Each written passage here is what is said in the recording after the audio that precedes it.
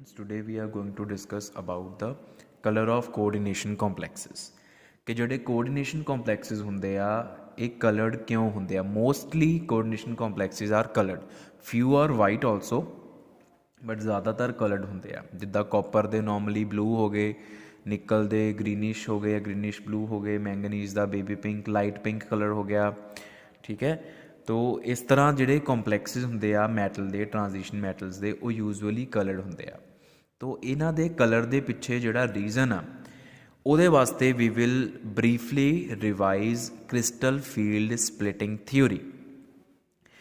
Crystal field splitting theory जी आ वो की कहती आ कि जोड़े मैटल के अंदर 5 डी ऑर्बिटल्स होंगे आ जदों metal is isolated metal atom ਜਿਹੜਾ ਵਾ ਉਹਦੇ ਨਾਲ ਲਾਈਗੈਂਡਸ ਨਹੀਂ ਲੱਗੇ ਲਾਈਗੈਂਡਸ ਹਲੇ ਬਹੁਤ ਦੂਰ ਆ ਤਾਂ ਪੰਜੋ ਡੀ ਆਰਬਿਟਲਸ ਡੀਜਨਰੇਟ ਹੁੰਦੇ ਆ। ਇਮੈਜਿਨ ਕਰੋ ਇੱਕ ਮੈਟਲ ਐਟਮ ਆ ਉਹਦੇ 'ਚ 5 ਡੀ ਆਰਬਿਟਲਸ ਉਹਨਾਂ ਪੰਜਾਂ ਦੀ એનર્ਜੀ ਸੇਮ ਆ ਜਦੋਂ ਲਾਈਗੈਂਡਸ ਉਹਨਾਂ ਦੇ ਨੇੜੇ ਆਉਣਾ ਸ਼ੁਰੂ ਕਰਦੇ ਆ ਇਹਨਾਂ ਪੰਜਾਂ ਦੀ એનર્ਜੀ ਇਨਕਰੀਜ਼ ਹੋਣਾ ਸ਼ੁਰੂ ਹੋ ਜਾਂਦੀ ਆ ਬਟ ਟੂ ਇਕੁਅਲ ਐਕਸਟੈਂਟ ਇਹਨਾਂ ਪੰਜਾਂ ਦੀ એનર્ਜੀ ਇਨਕਰੀਜ਼ ਕਰ ਗਈ ਕਿਉਂਕਿ ਲਾਈਗੈਂਡ ਵੀ ਇਲੈਕਟ੍ਰੋਨ ਲੈ ਕੇ ਆ ਰਹੇ ਆ ਇਹਨਾਂ ਆਰਬਿਟਲਸ ਦੇ ਵਿੱਚ ਵੀ ਇਲੈਕਟ੍ਰੋਨਸ ਹੁੰਦੇ ਆ ਤੇ ਇਲੈਕਟ੍ਰੋਨ ਦੇ ਰਿਪਲਸ਼ਨ ਕਰਕੇ ਮੈਟਲ ਦੇ ਪੰਜੋ ਡੀ ਆਰਬਿਟਲਸ ਦੀ એનર્ਜੀ ਇਨਕਰੀਜ਼ ਹੋ ਗਈ। ਲੇਕਿਨ ਜਦੋਂ ਲਾਈਗੈਂਡਸ ਬਹੁਤ ਨੇੜੇ ਆ ਜਾਂਦੇ ਆ when ligands come very close to the metal then there takes place the splitting of these 5 degenerate d orbitals। दो possibilities ਹੁੰਦੀਆਂ ਜਾਂ ਤਾਂ ਇਹਨਾਂ ਚੋਂ 2 orbitals ਉੱਪਰ ਚਲੇ ਜਾਂਦੇ ਆ 3 orbitals ਨੀਚੇ ਆ ਜਾਂਦੇ ਆ ਮਤਲਬ 2 orbitals ਦੀ એનર્ਜੀ ਵੱਧ ਗਈ 3 orbitals ਦੀ ਘਟ ਗਈ ਔਰ ਦੂਜੀ possibility ਹੁੰਦੀ ਆ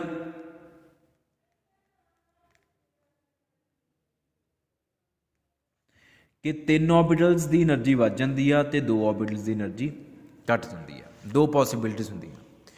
this process is named as splitting of d orbitals and this whole concept is made available by the theory named as crystal field splitting theory CFST।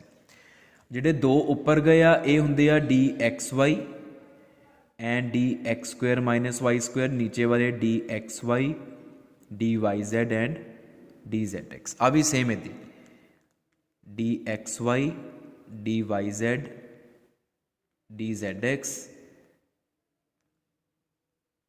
Sorry आ dz square है बेटा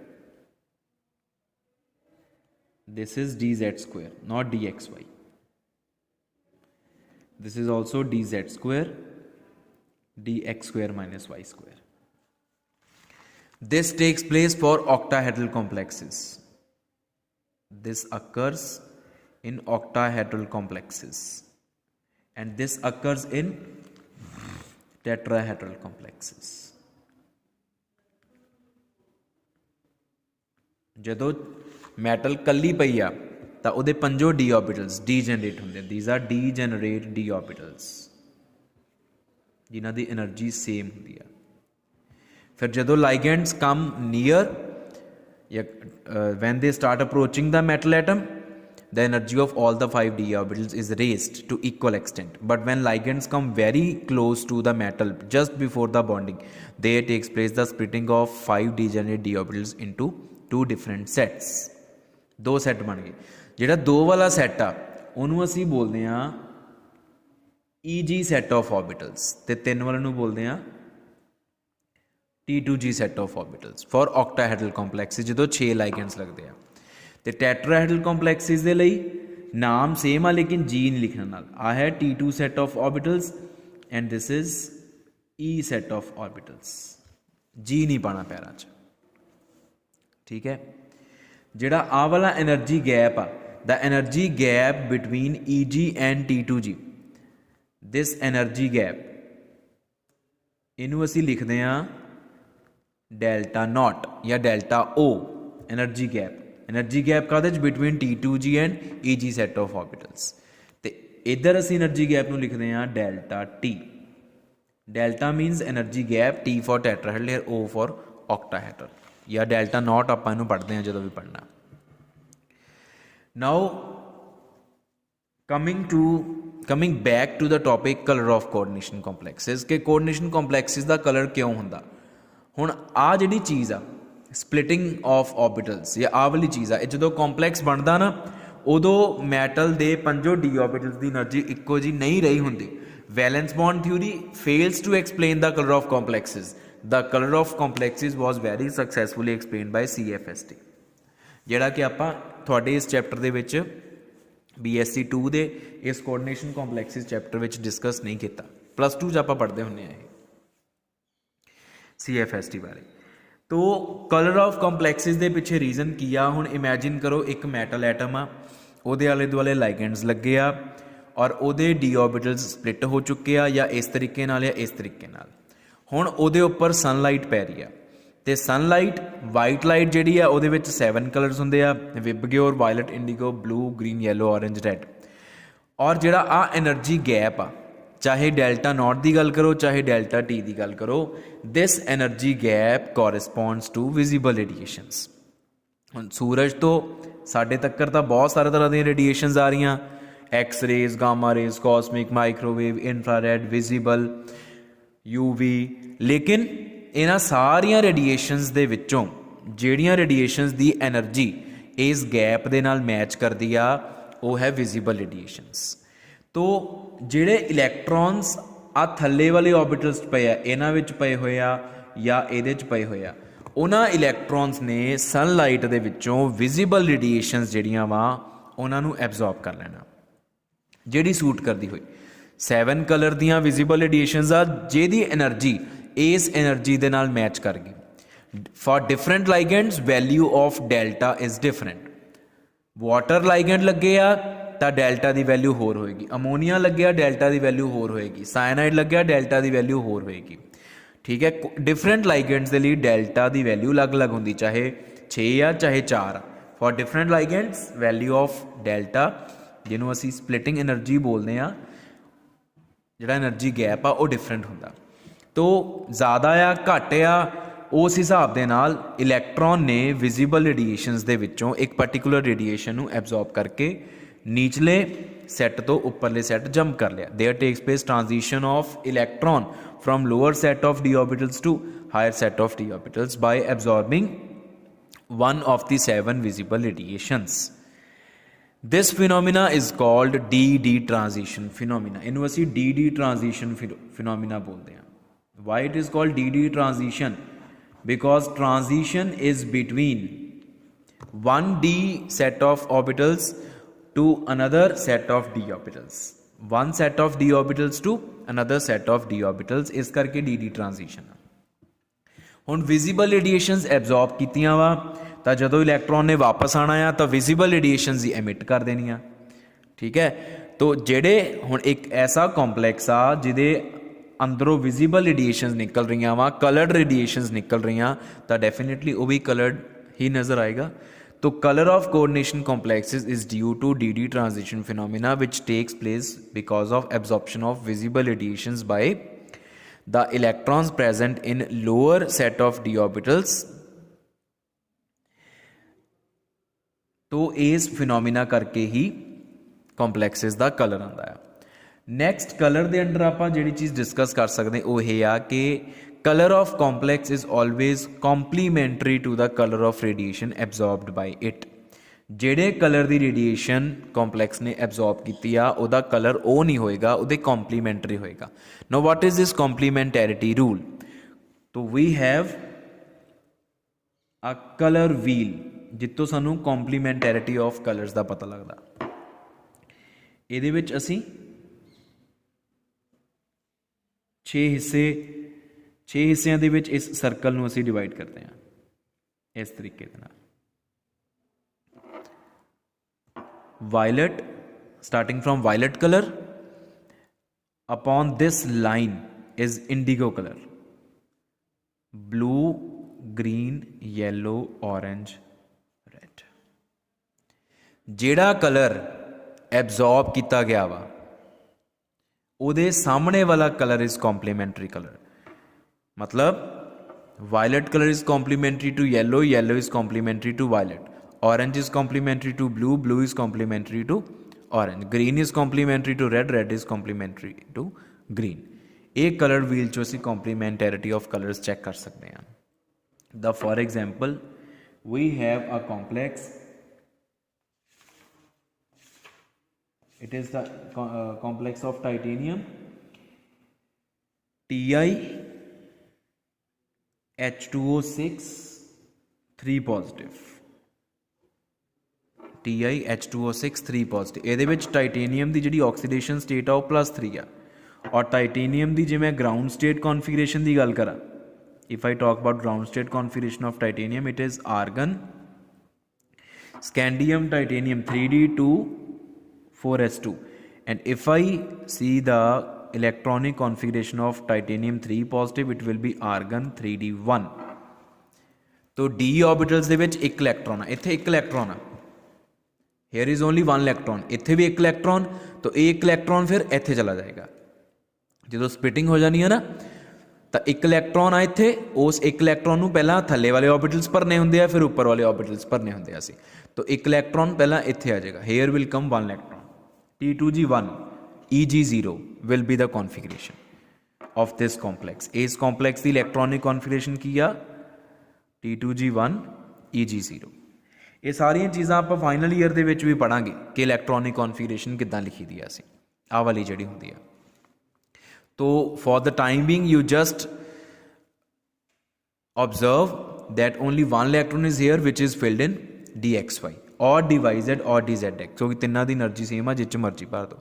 तो ਜਦੋਂ ਇਸ ਕੰਪਲੈਕਸ ਨੇ ਦੇ ਉੱਪਰ ਸਨਲਾਈਟ ਪਈ ਤਾਂ ਵਿਜ਼ੀਬਲ ਰੇਡੀਏਸ਼ਨਸ ਦੇ ਜਿਹੜਾ ਉਹ ਵਾਈਟ ਲਾਈਟ ਆ, ਉਸ ਵਾਈਟ ਲਾਈਟ ਦੇ ਵਿੱਚੋਂ ਜਿਹੜੀ એનર્ਜੀ ਇਹਨਾਂ ਨੇ ਐਬਜ਼ੌਰਬ ਕੀਤੀ, ਉਹ એનર્ਜੀ ਕੋਰੈਸਪੌਂਡ ਕਰਦੀ ਆ ਗ੍ਰੀਨਿਸ਼ ਯੈਲੋ ਕਲਰ ਨੂੰ। ਮਤਲਬ ਆ ਜਿਹੜਾ ਆਹ ਵਾਲਾ ਪੋਰਸ਼ਨ ਆ, the portion common to yellow and green colour, ਇਸ ਪੋਰਸ਼ਨ ਵਾਲੀ ਲਾਈਟ ਇਸ ਕੰਪਲੈਕਸ ਨੇ ਐਬਜ਼ੌਰਬ ਕੀਤੀ। तो ਇਹਦੇ ਕੰਪਲੀਮੈਂਟਰੀ ਆਹ ਵਾਲਾ ਪੋਰਸ਼ਨ ਹੋਏਗਾ ਇਹਦੇ ਸਾਹਮਣੇ ਰੈੱਡ ਐਂਡ ਵਾਇਲਟ ਦਾ ਕੰਬੀਨੇਸ਼ਨ। तो ਰੈੱਡ ਐਂਡ ਵਾਇਲਟ ਦਾ ਕੰਬੀਨੇਸ਼ਨ ਇਜ਼ ਪਰਪਲ। तो ਇਸ ਕਰਕੇ ਇਹ ਵਾਲਾ ਕੰਪਲੈਕਸ ਪਰਪਲ ਕਲਰ ਦਾ ਨਜ਼ਰ ਆਉਂਦਾ, because it absorbs yellowish green coloured light. So it emits which color? It emits purple color, which is the combination of red and violet. तो एक complementarity of colors आ जिहड़ी कि complexes दे विच असीं apply करते हैं।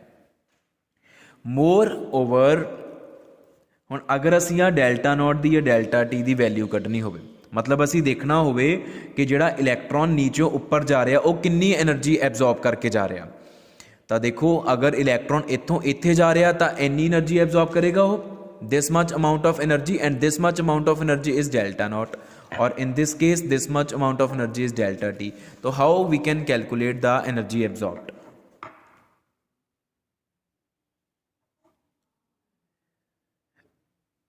Which is firstly written as E. तो E h nu, एक electron ने एक फोटोन एब्जॉर्ब करना ना, one electron will absorb one photon and it will be shifted, it will be excited to higher level. तो photon दी energy कितनी किद्दां कढदे हां असीं h nu और hc by lambda। nu is frequency of light, जेड़ी light या जेड़े colour दी light वो absorb कर ले ओदी फ्रीक्वेंसी या ओदी wavelength. c is velocity of light in vacuum 3 × 10⁸ meter per second। तो इस फॉर्मूले तो this is for one photon, one electron, for one mole of electrons या one mole of photons absorbed, वो असीं किदां लिख सकते हैं? E is equal to n naught hc by lambda। तो जिहड़ी E आएगी उहदे units होणगे kilo joule per mole, क्योंकि ये one mole of photons absorbed दी एनर्जी है, या it is the energy absorbed by one mole of electrons. ठीक है, तो इस करके kilojoule per mole, and यही डेल्टा नॉट आ, this E is delta naught और डेल्टा टी। हुण जिद्दां for example if we talk about the complex जिहड़ा कि आपां हुणे पढ़ के आए हैं, टाइटेनियम दा हेक्सा एक्वा कॉम्पलैक्स आ। ठीक है, अगर इस कॉम्पलैक्स की गल करिए तो ये कॉम्पलैक्स जिहड़ी एनर्जी एब्जॉर्ब करदा वा ਉਹਦੀ frequency, the frequency of light absorbed is 20,000 centimeter inverse. This is actually the wave number. ਇੰਨੀ frequency ਉਹ absorb ਕਰਦਾ ਵਾ। ਤੇ ਅਗਰ ਅਸੀਂ wavelength ਦੀ ਗੱਲ ਕਰੀਏ ਇਹਦੇ correspondingly wavelength ਕੱਢ ਲਈਏ ਤਾਂ that wavelength comes out to be 5000 angstrom, which is 5000 into 10 raised to power minus 10 meters. This is actually the wave number, not frequency. वैसे ਇਹਨੂੰ frequency भी कह ਦਿੰਦੇ ਆ, पर ਇਹ wave number ਆ। wave number ਤੇ lambda ਦਾ relationship ਕੀ ਆ? wave number is equal to 1 by lambda taken in centimeters। ਜੇ ਤੁਸੀਂ lambda ਦੀ ਵੈਲਿਊ ਨੂੰ ਸੈਂਟੀਮੀਟਰਸ ਕਨਵਰਟ ਕਰ ਦੋ ਤੇ ਇੱਥੇ ਭਰ ਉਹਦਾ ਰੈਸੀਪ੍ਰੋਕਲ ਕਰ ਦੋ ਤਾਂ ਉਹ ਵੇਵ ਨੰਬਰ ਆ ਜਾਏਗਾ। ਵੇਵ ਨੰਬਰ ਇੰਨਾ ਕਾਹਦਾ? these are the characteristic features of light absorbed by the complex। ਇਹ ਸਾਨੂੰ ਕਿੱਥੋਂ ਪਤਾ ਲੱਗਿਆ? ਇਹ ਸਾਨੂੰ ਸਪੈਕਟਰਾ ਤੋਂ ਪਤਾ ਲੱਗਿਆ। ਠੀਕ ਹੈ, ਇਹ ਸਪੈਕਟਰਾ ਕੀ ਹੁੰਦਾ? ਸਪੈਕਟਰੋਸਕੋਪੀ ਕੀ ਆ? ਇਹ ਵੀ ਫਾਈਨਲ ਈਅਰ ਦਾ ਕਨਸੈਪਟ ਆ।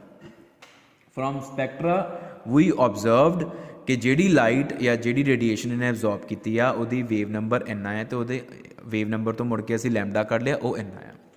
ਠੀਕ ਹੈ, 5000 ਐਂਗਸਟ੍ਰੋਮ। ਹੁਣ ਜਦੋਂ ਆਪਾਂ ਡੈਲਟਾ ਨੋਟ ਕੱਢਣੀ ਆ, ਉਹ ਕਿੱਦਾਂ ਕੱਢਣੀ ਆ? n note h c by lambda. 6.022 into 10 raised to power 23 into h is 6.626 into 10 raised to power minus 34, c is 3 into 10 raised to power 8 meter per second, and lambda is 5000 into 10 raised to power minus 10 meters। तो ਜਦੋਂ ਆਪਾਂ ਸਾਰੀ calculation ਕਰ ਲਈ, ਇਹ ਜਵਾਬ ਆ ਗਿਆ 239 kilo ਜਾਊਲ ਪਰ ਮੋਲ। तो आ डेल्टा नॉट की वैल्यू निकल गई। तो इस तरीके आप डेल्टा नॉट की वैल्यू कर सकते हैं। होर कलर ऑफ कंपलैक्सिस आप डिस्कस की कर सकते, जो ऑलरेडी तो मैं दस के हटिया वा कि for different ligands this energy gap will be different. जिदा होना जो स्ट्रोंग फील्ड लाइगेंड्स उन्होंने लिए गैप बहुत ज़्यादा होएगा। साइनाइड की गल करा, this gap will be very high. And if I talk about water aqua ligand या ammonia, this gap will be less. और अगर एक गैप डिफरेंट होएगा, चाहे दी गल कर लो चाहे दी गल करो, तो फिर जी energy absorbed by the electron to show d transition will also भी डिफरेंट। इस करके कलर जोड़ा होएगा कॉम्पलैक्स का, वो भी डिफरेंट होएगा। डिफरेंट कॉम्पलैक्सिस का कलर डिफरेंट क्यों होंदा? वो इस करके क्योंकि जी डेल्टा की वैल्यू आ वो डिफरेंट होंदी है। और डेल्टा की वैल्यू डिपेंड करती है बहुत सारे फैक्टर्स से। लाइगेंड ते डिपेंड करती है, लाइगेंड किहड़ा वा, strong field a weak field uh, उहदी nature ते डिपेंड करती है। मैटल की नेचर ते डिपेंड करती है, मैटल की ऑक्सीडेशन स्टेट ते डिपेंड करती है। मैटल की ऑक्सीडेशन स्टेट अगर ज़्यादा होएगी तो डेल्टा की वैल्यू ज़्यादा होएगी। नंबर ऑफ लाइगेंड्स ते डिपेंड करती है, नंबर ऑफ लाइगेंड्स अगर ज़्यादा होंगे तो भी डेल्टा की वैल्यू ज़्यादा होएगी। तो ये असी डेल्टा की वैल्यू ज़्यादा घट कुछ नहीं कंपेयर करते, ये असी बस इन्ना कहने कि डिफरेंट कॉम्पलैक्सिस का कलर डिफरेंट होंदा, क्योंकि डिफरेंट कॉम्पलैक्सिस के मैटल एंड लाइगेंड उन्हां दी नेचर एक दूसरे तो डिफरेंट होंदी है। ठीक है, so this is all about the colour of coordination कॉम्पलैक्सिस।